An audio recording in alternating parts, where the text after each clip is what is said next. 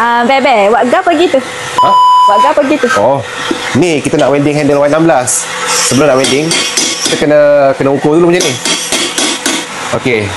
Sebelum kita nak welding handle Y16 ni, kita kena masukkan dekat di kita punya ni lah. Ni aku panggil mold dia lah yang aku dah siapkan. Lepas tu aku akan timbang air.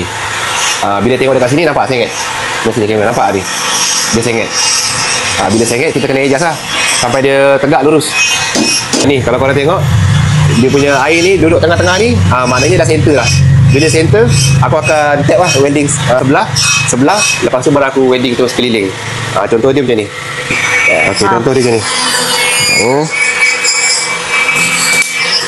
Masuk dulu pula.